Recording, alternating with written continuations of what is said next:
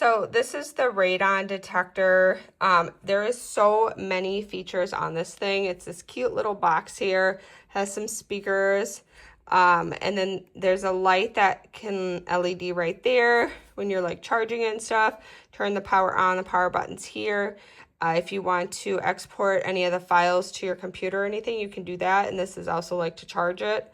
Battery does last a very, very long time. The screen will go off as it's sitting. I don't know how your knowledge is on radon, but it is very important to measure the radon in your household, especially lower levels that maybe don't have enough ventilation, like basements or windows or something like that.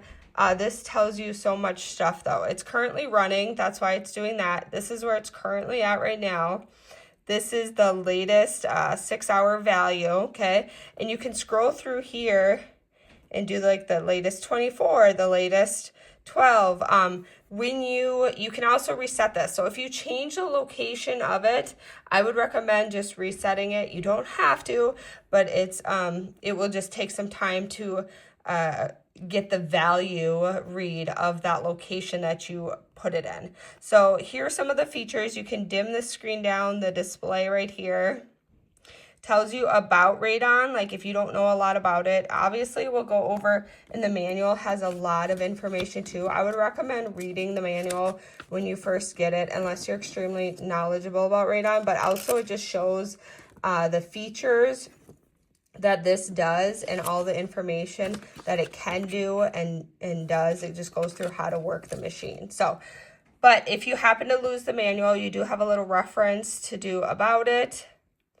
You're going to click back, and then you have all of these settings. You can lock the screen, so if you have a kid or something, don't want them touching it or anything, you can set this to lock mode. And then in order to unlock it, it will ask you a question. So it's a kind of a little step of safety. There's an alarm feature. You can turn the alarm on or off, and then you can retest everything. In settings, you get a lot of functions as well. So you have your alarm, which you can change. You can change how when you want it to detect, like if it detects radon, you can change the amount before it signals to you. So I lowered my amount. I think when it comes on 3.99. I went all the way down to the very lowest setting, and I just hit okay. And then I turned the particle alarm on as well, just because I want to be alerted if it's any amount, like I just want to know. So you can do a sleep mode, brightness, sound, a lot of features, change the units. You got Celsius, and then they measure radon in 2 different ways. You can do I think it's pronounced pixacuries.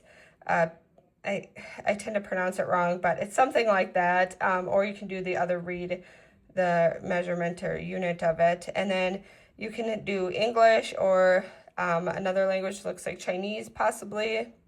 So when you get it, the time and date it might not be in your time zone. And if you change it, it will actually reset everything, which is why like some of my read isn't super long, because I ended up changing it. You see, it will restart the recording. So check that when you first get it and edit that if, just to make sure and see what location it's in. You have an admin setting down there. So we're going to click back, and then you got a data setting, and that's been my read for the last, I don't know, I think it's been like 10 hours or something. I'm not really sure, but after I reset it. So I set my alarm. Like I said, here's my alarm line. When you get it, it's up here into the 3.1 area.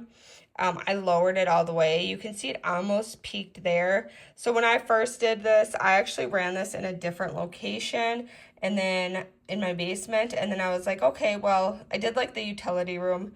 And then, because there's definitely not a lot of circulation and stuff like that. So, and then I changed it to another room in the basement.